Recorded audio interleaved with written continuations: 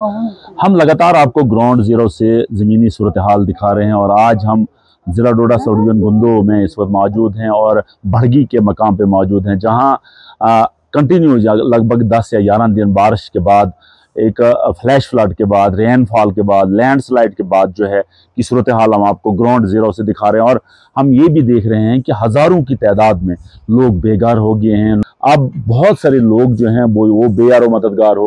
तो 115 के करीब जो ऑफिशियल आंकड़ा है, ऑफिशियल फिगर्स हैं, उसमें बताया गया है 115 के करीब मकान बिल्कुल सीवियरली या कंप्लीटली डैमेज हो गए और 400-500 के करीब मकानात अभी तक पार्शली डैमेज हैं, वो भी अनसेफ हैं रिजाइडिंग के लिए, बैठने के लिए। हमारे साथ एक बहन यहाँ है। बहन, क्या कहना चाहोगे आप? क्योंकि हम जगह जगह जा रहे हैं और लोगों से पूछ रहे हैं कि कैसे हालात हैं, क्या हो रहा है, तो क्या आपका नाम क्या है? नमस्कार, मेरा नाम हुक्मा देवी है। तो क्या हुआ बहन? जब हम घर के अंदर ही थे तो ये पहले कुछ आवाज़ जैसी आई, मैं बाहर आई, मैंने देखा कि ये बाथरूम में पूरी दरार पड़ गई थी। तो फिर हमने यहाँ से माल वगैरह शिफ्ट कर लिया। फिर पूरे हमारे भाईचारा वाले लोग आए, उन्होंने हमारी बहुत हेल्प की। तो उन्होंने जो आसपास भाईचारा था, हमारा भाईचारा आसपास वाला, उन्होंने बहुत हमारी हेल्प की। हमने माल वगैरह शिफ्ट कर दिया मकान, दूसरे मकान के लिए। फिर हमने बच्चे वगैरह निकाले। फिर इन्होंने हमारी बहुत हेल्प की। तो हमने सामान वगैरह बिल्कुल खाली कर दिया है। हम 4-5 साल से मकान बना रहे थे, हमने जो कुछ भी था हमने मकान पे लगा दिया था। तो अब हमारे पास कुछ भी नहीं है। तो हम 4-5 मकानों में शिफ्ट हुए हैं। सामान कहीं है, बच्चे कहीं हैं, हम माल मवेशी कहीं है। तो हम यही सोच रहे हैं कि हम कहाँ रहेंगे, कैसे जिएंगे।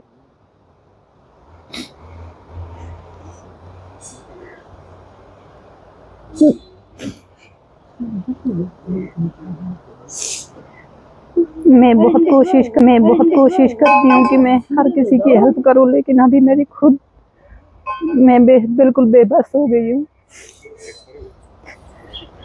मुझे हिम्मत नहीं आ रही है कि हम कैसे जिएंगे, कैसे रहेंगे। अभी भी हम सामान शिफ्ट कर रहे हैं, बिल्कुल बेतबाही हो गई हमारे मकान की, बिल्कुल पूरी खस्ता हाल हो गई है।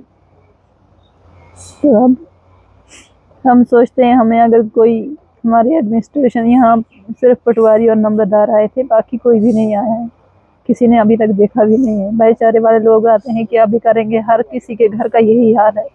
लेकिन यहाँ बिल्कुल बुरी तबाही हो गई है।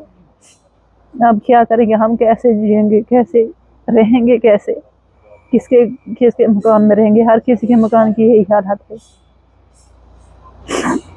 बच्चे कहाँ हैं? बच्चे हमारे बच्चे दूसरे मकान में शिफ्ट हुए हैं। भाई रहता है, 10-15 मिनट लगते हैं ऊपर, वहाँ रहता है भाई, उनके घर में रहते हैं। खाना भी, उनकी फैमिली भी है, फिर हमारी फैमिली भी उनके साथ जुड़ गई है। बच्चे हमारे छोटे हैं, एक बिल्कुल छोटा है, बोलता मम्मी हमारा बाथरूम टूट गया, हमने कैसे बैठना है वहाँ, हमारा घर टूट गया, हम कहाँ जाएंगे।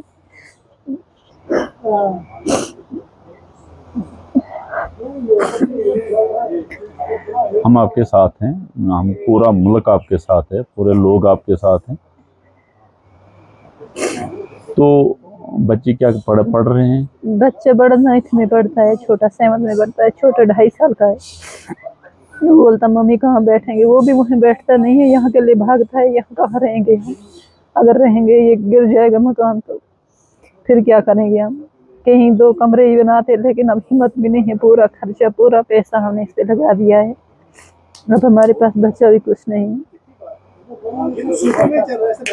तब एडमिनिस्ट्रेशन अगर सुने, कुछ आवाज़ सुने, कुछ करे, इनकी हेल्प करे, हमारी हेल्प करे, तो हम ज़रूर जो है आपकी बात डिप्टी कमिश्नर डोडा हरविंदर जी तक पहुंचाएंगे, डीओ काम तक पहुंचाएंगे, लेफ्टिनेंट गवर्नर तक पहुंचाएंगे। आपकी इस दुख की घड़ी में हम सब आपके साथ। जी शुक्रिया। तो आप बताइए, सामान वगैरह सारा निकाला? हाँ, सामान हमारा भाईचारे वालों ने सब निकाला है, अपने अपने मकानों में शिफ्ट कर दिया है उन्होंने। 3-4 मकानों में सामान है, माल मवेशी दूसरे मकान में है, तो हम कहीं और रह रहे हैं। तो अब गवर्नमेंट के लिए आपका क्या मैसेज होगा, क्या कहना चाहोगे आप गवर्नमेंट से? जी, अगर वो कोई हेल्प कर देते हैं तो थोड़ा हमारा कहीं रहने के लिए रिहाइश वगैरह बन जाती, कुछ ना कुछ, तो यही हमारी अपील है उनके गवर्नमेंट से। डीसी साहब से। इस दुख की घड़ी में पूरा मुल्क, पूरी स्टेट आपके साथ है, आपको घबराने की ज़रूरत नहीं है। आपको ज़रूर जो है यहाँ एडमिनिस्ट्रेशन आएगी और आपकी हेल्प करेगी। बहुत बहुत शुक्रिया बात कर। हमारे साथ एक और बहन है, आपका नाम क्या है? मेरा नाम बबली देवी है। ये कहना चाहूँगी ये जो भाई हमारे भाई का मकान, ऐसे तो कहीं हम भी आते जाते थे तो इसका बड़ा लॉस हो गया। ऐसे इतनी मेहनत की थी, इतनी कमाई की, पैसा फिर कुछ बैंक भी लिया था, ऐसे बैंक से लिया था, खुद का भी लगाया तो अब बचा ही नहीं इधर कुछ। तो अभी क्या कर सकते, हमें भी कहीं उम्मीद थी, जाते आते थे। अब इनका घर ही टूट गया। तो आप यहाँ जब आते थे, भाई के पास आते थे, यहाँ खेलते थे, हंसते बैठते थे, ऐसे उम्मीद ही थी जब भी आते तो सीधा रास्ता था, आ जाते इधर ही से, फिर उधर ऊपर भी नहीं जाते थे। कुछ भाई उधर ऊपर रहते हैं, उनके भी नहीं कि चलो यहाँ से पास में है, सीधा है तो आते जाना, इधर ही से जाना वापस। तो अब इधर क्या करें? क्या आपकी अब गवर्नमेंट से क्या आपकी रिक्वेस्ट होगी? चलो इनकी मदद कर लेते, थोड़ा सा कहीं बना लेते, 1-2 कमरा बना लेते। अब जगह भी नहीं ना बची घर बनाने के लिए, थोड़ी कहीं जगह भी मिल जाती अच्छी सी अगर मिलेगी तो वहाँ पे थोड़े 2-3 कमरे खड़े कर लेते, बना लेते, थोड़ा बैठने लायक हो जाते। तो मदद कर ली थी गवर्नमेंट तो अच्छा बात है।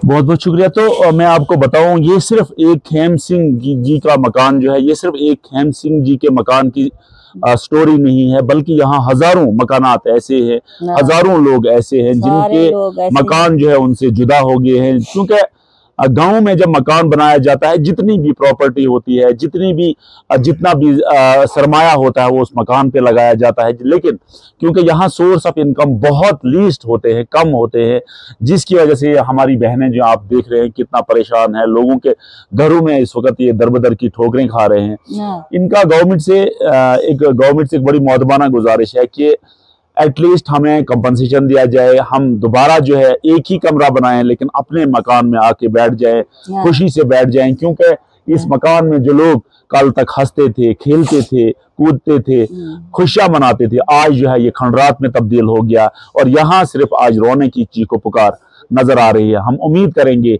चाहे वो डिस्ट्रिक्ट एडमिनिस्ट्रेशन डोडा हो, सब डिविजनल एडमिनिस्ट्रेशन गुंदो हो, या LG मनोज सिन्हा हो, या चीफ मिनिस्टर जम्मू कश्मीर उमर अब्दुल्ला साहब हो, या अमित शाह जी हो, या प्राइम मिनिस्टर ऑफ इंडिया हो, वो जरूर जो है हमारी इस दुख भरी कहानी को सुनेंगे और इन लोगों के घरों तक आके इनकी मदद जो है जरूर करेंगे। नेटवर्क 18 के लिए फिरदौस खांडे, ग्राउंड 0, बड़गी, गुंदो, डोडा से।